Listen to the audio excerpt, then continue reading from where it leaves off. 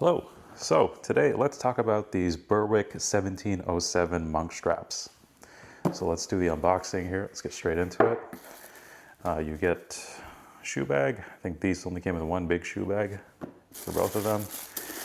Really great packaging. Also, full disclosure, right from the beginning, these are factory seconds. So these are some kind of flaw in these, and I'll get to that in a little bit. But packaging is great.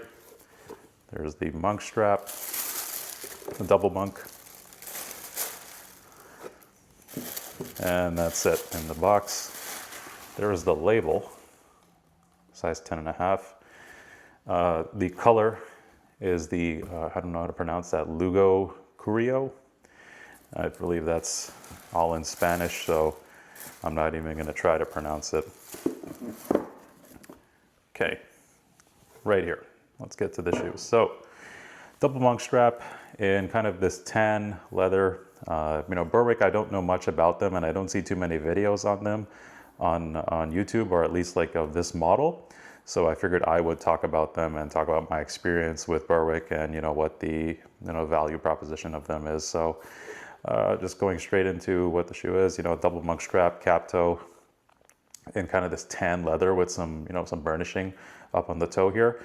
If at any point in the video you spot what the factory second defect is on these, let me know in the comments, because I cannot find it. Single leather sole on both of them. I've just tried them on. I haven't had a chance to wear these out. But as we talk about the leather, the leather quality it's really great, to be honest. I trust that these are coming from the same factories that the other big shoemakers in Spain and in Europe are getting their leathers from, but it may not be of the same cut, so you may see some blemishes on the leather, some wrinkles, or some marks. Just that's where the cost of these shoes is coming into play. These are one of the cheaper options coming out of Europe, as far as I'm seeing, and for the level of shoe you're getting here, it is really great. So like I said, single leather sole, quarter sock liner with a leather insole, nothing too special. And if you look at the last, it's to be honest, as I look at it, sometimes I love it, sometimes I hate it. Well, not hate it, but sometimes I am neutral on it, I would say, because it's a great last, but it's not very striking. I think that I really like how the toe here is shaped, but I do find that it's I almost want to say it's kind of boxy, in my opinion. It's like a really great attempt to make a fantastic last, and the execution is just not quite there yet. But I really, again, like, what you have to keep in mind is the price of these shoes, and especially at what I have here is the factory second. So I got them even at almost 50% off of what the MSRP is. So I really have no complaints at that price tag, but we still have to be honest about what these are. As we look at the shoe side by side, this is the second one here. I'm still looking for the factory second default, or the factory second fault here. I'm assuming that this is a leather heel stack, and I can say that this is a very substantial single leather sole. This is This is a solid shoe. That leather sole is, I would trust that is a really high quality sole that they're using. And, I really have no complaints there. Stitch density is really fantastic as well. Again, this is a Berwick 1707, Goodyear welted shoe. But as we talk about what is the fault with these shoes, I really have no clue. I've had them for quite a while now, actually. I just haven't had a chance to wear them out yet. But I've been looking at them over and over again, and it's a difficult question as to find what the factory second fault is in these, because with Berwick kind of being that, I don't want to say a lower tier shoe, but they do have cheaper pricing than the other manufacturers, and you will see that even in a factory first shoe, you can't expect the level of finishing to be on where a Carmina would be, or a Crockett & Jones. So you're looking at that and saying that, oh, is this a defect, or is that just you know, something that would have passed the factory anyway with Berwick. So it's really difficult to say like, oh yeah, there's the defect right there, or you know, maybe what would they have passed in the factory anyways, which is I unfortunately don't have a factory first here to compare it with. So that's just, it is what it is there. But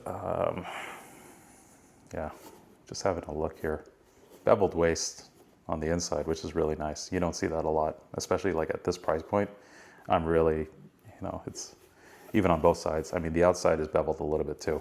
No, just a straight, you know, on the waist of the sole there. It, you know, nothing too special. I would believe that that's just the shank that's sticking out, so it's not completely flat. But yeah, I guess the closest competitor, and what were you talking about value of these shoes, it would be the Allen Edmonds that I reviewed a short while ago. This Allen Edmonds St. John's monk strap is, I would say, it's, when you can get these on sale, these are even cheaper than this on sale. So even 50% off on these are still cheaper. I think that right now these would go for around roughly 200 USD, maybe a little bit above, a little bit below, you know, depending on the pricing, depending on the day, you know, pricing changes, but you're looking at either the same or less for these Berwick shoes. So this is one of those cases where everyone talks about how Allen Edmonds is terrible value and you should go look overseas and look to another shoemaker for you know, a better shoe. This might be that better shoe that they're talking about. And when I look at these shoes side by side, it is very obvious that for the price that you're paying here for both of them, I mean, even if we just turn them side by side here, this is the way I like to compare shoes, and look at the last, and you know, look at the shape of them, you can clearly see that this Berwick is just taking the cake. I mean, it is not even a comparison. This looks like a, you know, it looks like a department store shoe, for lack of a better word, compared to what this Berwick looked like. When you look at this versus this, it looks like a $500 or $600 shoe versus like a $100 to $200 shoe. This is where you really see the difference between these two. And in terms of leather quality, this is one of those areas where I would put Allen Edmonds and Berwick at the same category. I'm no leather expert, but in terms of feel, they are comparable. So there it is. There's a quick comparison. And in terms of stitch density, even though that's not something I really gripe about, definitely tighter stitch density on the Berwick here. Okay, now sizing.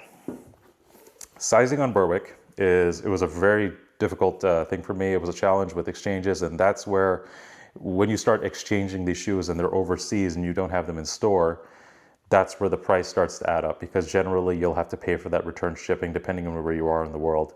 I mean, I'm speaking from North America here. You'll probably have to pay for shipping back to Europe or whichever store that you bought it from. You know, that's one of the pros and cons of Berwick, is they are able to get that price down because they don't have any really physical stores, I think in North America at least, or I think even in Europe, that they don't have like a Berwick store. They sell to retailers. So they're able to keep that price down because they're not paying rent, they're not paying employees, they sell to retailers online. But the downside is the sizing is kind of a mystery. The general consensus that I have read online is to go half size down from your true to size. So I wear a UK 11 with many shoemakers across Crockett & Jones, Carmina. I've tried John Lobb and Edward Green. I'm a UK 11 for the most part, with monk straps especially. And for these, I went down to a 10.5. It was kind of a shot in the dark. It was the last size they had in a factory second, and it was a 10.5, and I read that, hey, these are generous. So I went with it, and it is a good fit, although it is I am snug in this shoe. When I buckle these up, I'm on the second buckle, just like how this is exactly how I would wear it. I can feel that this shoe is just hugging me all over. So this, I haven't had a chance to wear them out yet, so I don't know how they'll break in. You know, it's kind of you know, it's a gray area there. This could break into be a really comfortable shoe, or it could break into the point where it's not stretching for me in the right places. It's not breaking. You know, the shoe is not creasing in the right places, and it could be a very bad experience for me. But right off the bat, I know that you know, 10.5 half size down for my true to size was the right decision so far, but it is snug. My foot I would describe as kind of a lower instep. My foot is, it's kind of flat-footed. It's a little bony. I would say it's tend towards the narrow side, but I am a standard width on the Brannock, and I still went with a half size down, and that's where I should be.